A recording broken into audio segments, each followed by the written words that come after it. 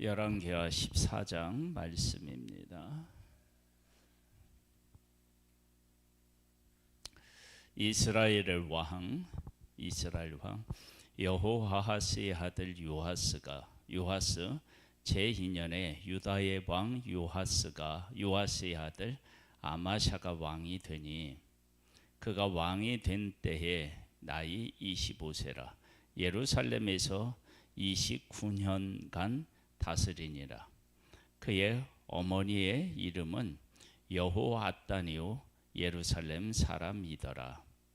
아마샤가 여호와 보시기에 정직히 행하였으나 그의 조상 다윗과는 같지 아니하였으며 그의 아버지 요아스가 행한 대로 다 행하였어도 오직 산당들을 제거하지 아니하였으므로 백성이 여전히 산당에서 제사를 드리며 분향하였더라.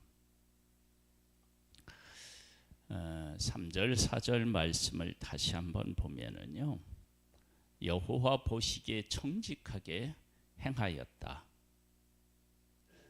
이렇게 끝나면 참 좋을 텐데, 그런데 그의 조상 다윗과는 같지 아니하였으며 다윗처럼 온전하지는 또 않았대요.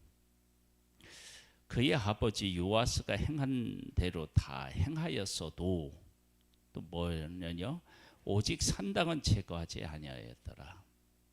그러니까 칭찬하는 것 같은데 부족하고 칭찬하는 것 같은데 부족하고, 그러니까 순종하는 것 같은데 그 안에 부족함이 있어요. 하나님의 나라는 온전한 나라입니다. 거룩한 나라죠. 그래서 율법의 하나를 범하더라도 그걸 죄인이라고 합니다. 하나님의 말씀에 부분적으로 순종하는 것이 온전함이 아니라는 거예요. 그러니까 순종은 하는데 순종이 아니다, 이렇게 붙여야 되는지, 아니면 뭐 순종했어도 불순종한 거니까 불순종한 것이라고 해야 되는지, 그러니까 이런 애매모호한 일들이 우리들 가운데 있으면 그것이 어떤 문제들을 야기하는지를 한번 보겠습니다. 분향하였던 나라가 그의 손에 굳게 섬에 그의 부항을 죽인 신복들을 죽였으나 왕을 죽인 자의 자녀들은 죽이지 아니하였으니 이는 모세 율법책에 기록된 대로 함이라. 곧 여호와께서 명령하여 이르시기를 자녀로 말미암아 아버지를 죽이지 말 것이요 아버지로 말미암아 자녀를 죽이지 말 것이라. 오직 사람마다 자기의 죄로 말미암아 죽을 것이니라 하셨더라. 이 말씀을 읽으면 한 가지 질문이 떠올라요. 아합에게 속한 모든 자를 다 죽이라, 그렇게 말씀을 하셨어요. 이 말씀을 어떻게 이 말씀과 연결시켜서 우리가 받아들여야 되느냐. 아합에게 속한 사람은 다 죽여라. 그러면 아합이 죄를 지었지만 그 죄로 인한 결과가 다른 사람에게도 또 이렇게 미친 것이 아니냐, 그걸 우리가 볼 수 있는데, 심판은요, 그 사람의 죄로 인하여 심판을 받되 죄에 대한 영향력은 크다고요, 심각하다고요. 그러니까 아합의 죄는 아합에게 속한 모든 사람들에게 아합의 어떤 그 죄성 그리고 지은 죄, 이런 것들이 다 영향을 미친 것입니다. 그것이 무서운 거예요.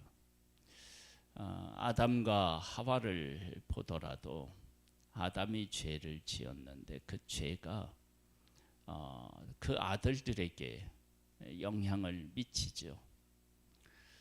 그래서 가인과 같은 경우는 동생을 죽였다고요.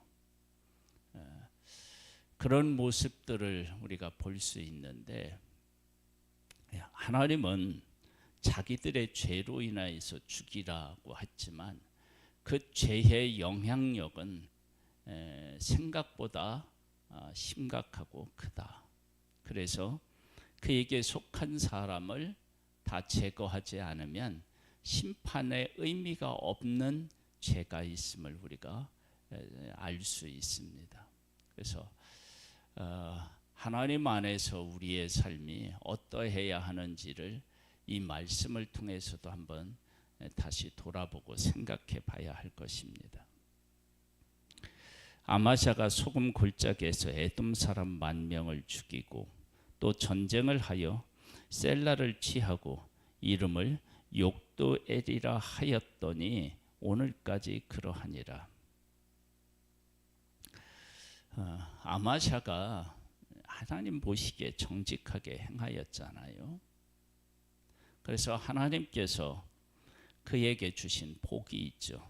어떤 복이냐 그러면 여기 보면 나라가 그의 손에서 견고해졌다. 그리고 지금 읽은 이 말씀에서 보면 에돔 사람과 싸워서 또 이기게 했고 또 아버지를 죽인 사람들을 또 벌하는 일까지도 했습니다. 그 다음 볼까요? 아마샤가 예후의 손자 여호아하스의 아들 이스라엘 왕 요아스에게 사자를 보내 이르되 오라 우리가 서로 대면하자 한지라. 이스라엘 왕 요아스가 유다 왕 아마샤에게 사람을 보내 이르되 레바논 가시나무가 레바논 백향목에게 전가를 보내어 이르기를 네 딸을 내 아들에게 주어 아내로 삼게 하라 하였더니 레바논 들짐승이 지나가다가 그 가시나무를 짓밟았느니라. 즉 북쪽 이스라엘과 남쪽 유다가 있는데 남쪽 유다가 아마샤로 인하여서 좀 잘 나가게 됐어요. 그러니까 아마샤라고 하는 이 왕이 북쪽 이스라엘과 한번 겨뤄보고 싶은 마음이 있는 거예요. 왜 에돔과 싸워서도 이겼으니까. 그런 마음이 들었어요. 그랬더니 북쪽 이스라엘 왕이 뭐라고 얘기하냐면 야 우리는 백향목 같고 너는 가시나무 같아. 그러니까 조용히 있어라. 뭐 이런 유로 얘기를 한 거예요. 한번 볼까요? 아마샤가 듣지 아니하므로 이스라엘 왕 요아스가 올라와서 그와 유다의 왕 아마샤가 유다의 베세메스에서 대면하였더니 유다가 이스라엘 앞에서 패하여 각기 장막으로 도망한지라. 이스라엘 왕 요아스가 베세메스에서 아하시아의 손자 요아스의 아들 유다 왕 아마샤를 사로잡고 예루살렘에 이르러 예루살렘 성벽을 에브라임 문에서부터 성 모퉁이 문까지 400규빗을 헐고 또 여호와의 성전과 왕궁 곳간에 있는 금은과 모든 기명을 탈취하고 또 사람을 볼모로 잡고서 사마리아로 돌아갔더라.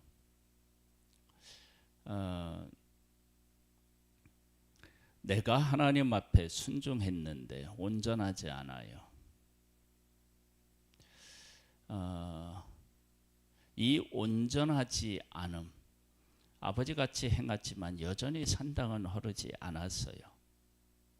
불완전한 거죠. 순종은 분명히 했는데 온전치가 않은 거예요. 하나님의 에돔 사람과 싸워서 이기게 했어요. 그러면서 이제는 내가 누구와 싸워도 이기겠다 그런 생각을 한 거예요. 근데 북쪽 이스라엘과는 상대가 안 됐던 거예요. 이런 모습을 봅니다. 여기서 무엇을 우리에게 이야기하느냐? 여기 보면 예루살렘에서 성전에 있는 것들을 이렇게 다 가져가는 일들까지 생겼다고요. 그러면 북쪽 이스라엘이 하나님의 성전에 와서 거기 있는 기구들을 다 가져갔다고 하면 북쪽 이스라엘이 얼마나 하나님과 하나님의 성전에 대해서 이방인들과 똑같이 행동하고 생각하고 행동했는지를 볼 수 있다고요. 그러한 북쪽 이스라엘이 남쪽 유다를 싸워서 이겼다고요. 그러면 남쪽 유다가 지금 하나님 앞에서 어떤 상태에 있었는지를 알 수 있다고요.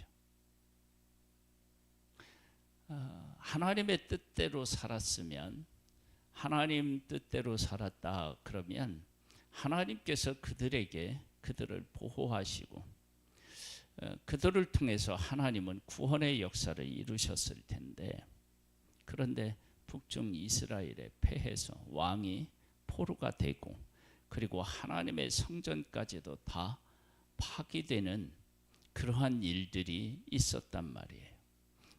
그러면 도대체 남쪽 유다가 어떻게 살았길래 이러한 일을 겪게 되었느냐, 그런 것을 우리가 생각해 볼 수 있어요. 그러니까 하나님의 뜻대로 살지 못하는 북쪽 이스라엘에 의하여서 남쪽 유다가 공격을 받아서 어려움을 겪게 되고 그랬다. 그 얘기는 남쪽 유다가 북쪽 이스라엘이나 다르지 않다. 그런데 하나님 앞에서 정직 행하였으나 부분적으로 행한 그 일이 남쪽 유다를 바르게 세우지는 못했다라고 하는 사실을 알 수 있어요. 그러니까 우리들이 하나님 앞에서 온전하지 않은 그런 모습으로 살면서 온전한 것처럼 생각하면 문제가 있습니다. 그러니까 우리는 항상 어떻게 돼야 되느냐? 겸손해야죠. 내가 부족하다. 그래서 솔로몬의 그 영광이 어디로부터 왔느냐? 자기는 작은 존재라는 거예요. 이스라엘도 거룩하고 귀하고 아버지도 대단하고 하나님은 뭐 말할 것도 없고 그러한 소중함을 바르게 깨달아 알았을 때는 솔로몬이 하나님으로부터 귀중히 여김을 받았죠. 그러니까 그러한 것들을 바르게 깨달아 알아야 되는데 어느 한 가지를 잘해서 하나님이 거기에 맞는 은혜를 베풀어 주셨다고 내가 온전하고 하나님 앞에 거룩한 존재로 살아가는 것은 아닌 것입니다. 요아스의 남은 사적과 그의 업적과 또 유다의 왕 아마샤와 싸운 일은 유다 왕 역대지략에 기록되지 아니하였느냐? 요아스가 그의 조상들과 함께 자매 이스라엘 왕들과 사마리아에 함께 장사되고 그의 아들 여로보암이 대신하여 왕이 되니라. 이제 여로보암 2세가 왕이 되는 거죠. 이스라엘의 왕 여호아하스의 아들 요아스가 죽은 후에도 유다의 왕 요아스의 아들 아마샤가 15년을 생존하였더라. 아마샤의 남은 행적은 유다 왕 역대지략에 기록되지 아니하였느냐? 예루살렘에서 무리가 그를 반역한 고로 그가 라기스로 도망하였더니 반역한 무리가 사람을 라기스로 따라 보내 그를 거기서 죽이게 하고 그 시체를 말에 실어다가 예루살렘에서 그의 조상들과 함께 다윗성에 장사하니라. 유다 온 백성이 아사랴를 그의 아버지 아마샤를 대신하여 왕으로 삼으니 그때에 그의 나이가 16세라. 아마샤가 그의 조상들과 함께 찬 후에 아사랴가 엘렛을 건축하여 유다에 복귀시켰더라. 신하들의 반역이 있었어요. 왜 반역이 있었을까? 그러면 북쪽 이스라엘이 와서 하나님의 성전에 있는 것들을 다 가져가고, 그리고 그런 모습을 통해서 또 포로가 되잖아요. 그러면서 이 아마샤의 모든 권위가 그때 무너졌다. 하나님 앞에 순종을 하는데 어떤 일을 위한 순종이 있어요. 하나님 앞에 그런 일, 즉 뭐냐면 예후를 세워서 여로보암의 집을 하나님이 심판하시려고 하는데 예후를 쓰셨다. 그때 예후는 심판한 데는 온전히 쓰임을 받아요. 근데 다른 면에서는 불순종해요. 그런 일이 있어요. 그래서 여호와의 보시기에 정직히 행했다 그런 것은 하나님께서 그를 통해서 어떤 일을 하고자 하는 일을 위해서 세웠는데 그 일에는 온전히 순종하지만 다른 일에는 그렇지 않은 경우가 있어요.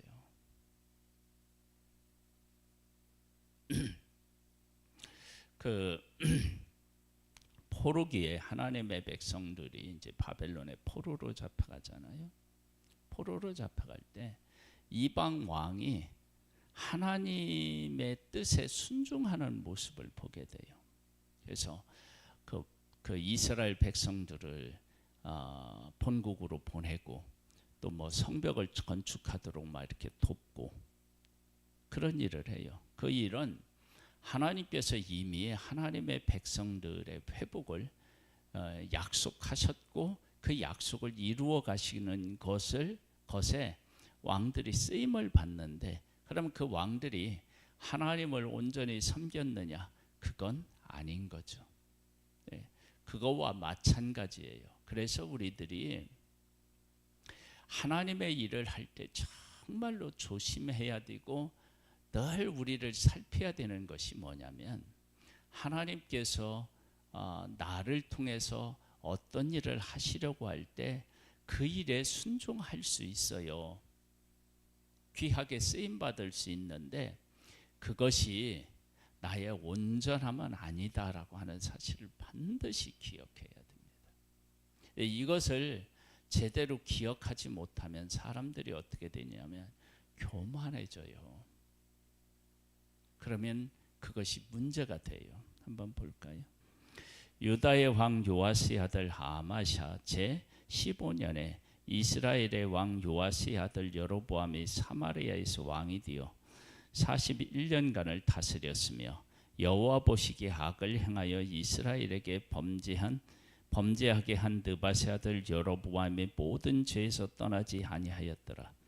이스라엘의 하나님 여호와께서 그의 종 가드 헤벨 아미떼의 아들 선지자 요나를 통하여 하신 말씀과 같이 여로보암이 이스라엘 영토를 회복하되 하맛 어귀에서부터 아라바 바다까지 하였으니 이는 여호와께서 이스라엘의 고난이 심함에 매인 자도 없고 노인 자도 없고 이스라엘 도자도 없음을 보셨고 여호와께서 또 이스라엘의 이름을 천하에서 없이 하겠다고도 아니하셨으므로 요아스의 아들 여로보암의 손에서 구원하심이었더라. 하나님 앞에 분명히 잘못된 삶을 살아요. 그런데 하나님이 이때 무엇을 기억하셨냐면 언약을 기억하셔서 은혜를 베풀어 주셔요.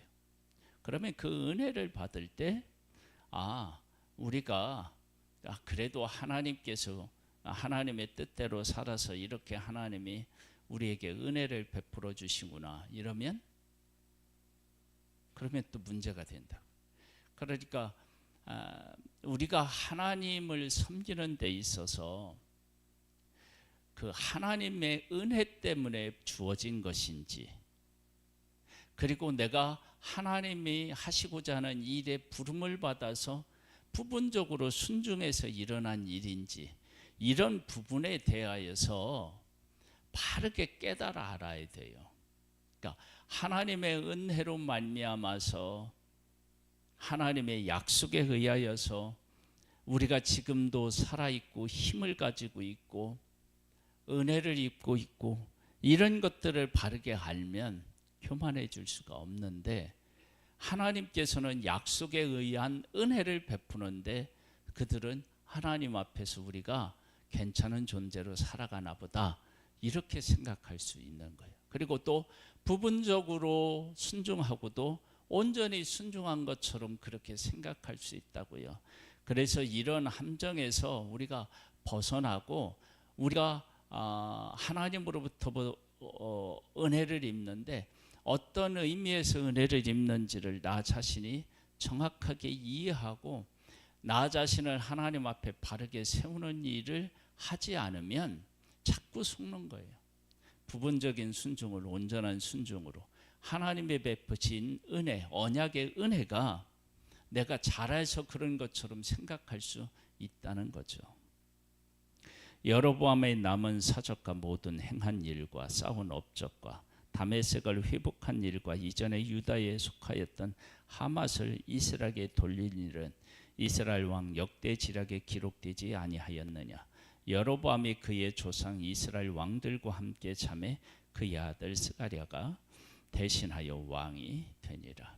그래서 열왕기하 14장은요 두 가지를 우리가 꼭 기억해야 돼요. 하나는 정직히 행하였으나 다윗과 같지는 않았다. 즉 하나님 앞에 부분적, 하나는 순종했지만 그의 삶은 온전하지 않았다. 이러한 나의 모습을 깨달아 아는 거예요. 그리고 또 하나는 하나님의 언약에 의하여서 은혜를 베풀어 주셨는데 그것이 내가 하나님의 뜻대로 살아서 받는 은혜다라고 생각하면, 그러면 큰 문제가 생기는 거예요. 우리는 어떠한 순종을 해도 아직도 부족하고, 하나님은 우리의 부족함에도 불구하고 은혜를 베풀어 주시는 분이시니까 그 하나님이 어떤 하나님이신지를 바로 깨달아 알고 온전함에 나아가도록 우리가 애쓰고, 나 자신이 얼마나 부족한지도 늘 돌아보는 지혜가 우리에게 있기를 소망합니다. 하나님 아버지, 하나님 앞에서 우리가 온전해야 되는데 우리는 늘 부족합니다. 그 사실을 정확하게 인식하고 하나님 앞에서 늘 겸손하며 하나님의 은혜를 구하는 지혜로운 자 되기를 소망합니다. 하나님 아버지, 은혜를 베풀어 주옵소서. 예수님의 이름으로 기도드립니다. 아멘. 하늘에 계신 우리 아버지여, 이름이 거룩히 여김을 받으시오며 나라에 임하옵시며 뜻이 하늘에서 이룬 것 같이 땅에서도 이루어지리이다. 오늘날 우리에게 일용할 양식을 주옵시고 우리가 우리에게 죄 지은 자를 사하여 준 것 같이 우리 죄를 사하여 주옵시고 우리를 시험에 들게 하지 마옵시고 다만 악에서 구하옵소서. 대개 나라와 권세와 영광이 아버지께 영원히 있사옵나이다. 아멘.